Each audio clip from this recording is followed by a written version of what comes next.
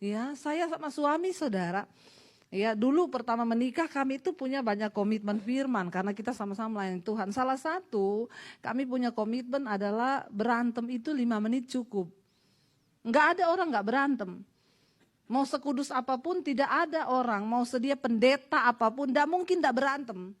Ada namanya salah paham. Tapi komitmen kami dari dulu berantem itu 5 menit cukup. Tapi orang yang sakit jiwa enggak mungkin bisa 5 menit cukup. Benar apa benar?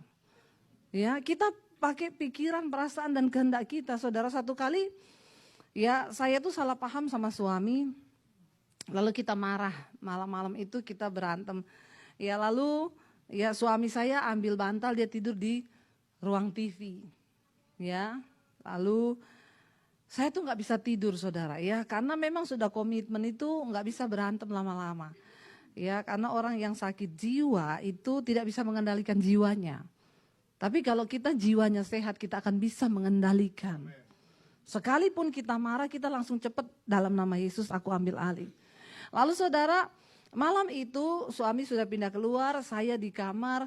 Ya Roh Kudus ngomong gini, sudah sekarang berbaikan. Kamu pergi keluar minta maaf sama suamimu. Roh Kudus bicara di jiwa saya. Saya bilang yang salah dia loh, bukan saya. Ngapain saya yang minta maaf? Saya mau keluar di pintu lihat dia tidur, jangan biarin saja. Saya balik ke kamar saudara. Mau tidur gak bisa tidur. Ada suara yang bilang gini, kalau tidur lagi marah lalu mimpi dicekik kuntilanak mati. Masuk neraka. Ya bener gak? Ya iya loh. Ya kita mati lagi marahan masuk neraka loh. Hati-hati loh saudara.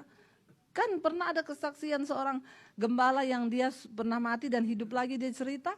Ya dia ditolak, kenapa? Karena dia anggap sepele itu berantem dengan istrinya. Dia gak ngomong. Lalu saya gak bisa tidur. Roh Kudus ngomong, tinggal tanggalkan ego, tanggalkan kesombongan, pergi ke suamimu, cium dia, ajak tidur di kamar. Selesai kan? Saya bilang harus dia yang datang, kenapa saya yang harus pergi Tuhan? Berbantah nih kepala batu, sakit jiwa memang. Tiba-tiba saya bilang saya mau tidur sekarang, saya gak mau peduli. Mau mimpi dicekik kuntilanak, mau mati karepe, pokoknya saya gak mau minta maaf. Saya tidur saudara, tiba-tiba saya dapat penglihatan. Ada satu pohon itu di pot gitu, tanaman itu hijau daunnya. Tiba-tiba ada satu ulat yang lagi makan daun itu. Tadinya cuma satu ulat, lama-lama banyak ulat dan dalam sekejap seret kering, cuma tinggal batang tok. Lalu saya pikir apa karena tadi saya urus-urus tanaman ada ulat jadi saya kepikiran ulat gitu ya. Tapi Roh Kudus ngomong gini, kamu tahu seringkali engkau membiarkan satu ulat kecil amarah dan dia memakan habis pertumbuhan imanmu. Engkau biarkan lama-lama imanmu mati dan menjadi kering. Tanpa engkau sadari, engkau sudah terpisah dari Tuhan. Saya ngeri dengan penglihatan itu, saya berdiri. Langsung saya perintahkan jiwa saya, hai jiwaku, tunduklah kepada Tuhan.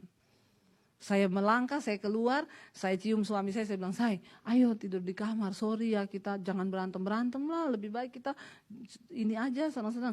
Dia bilang, iya dari tadi kek. Terus angkat bantal bawa di kamar.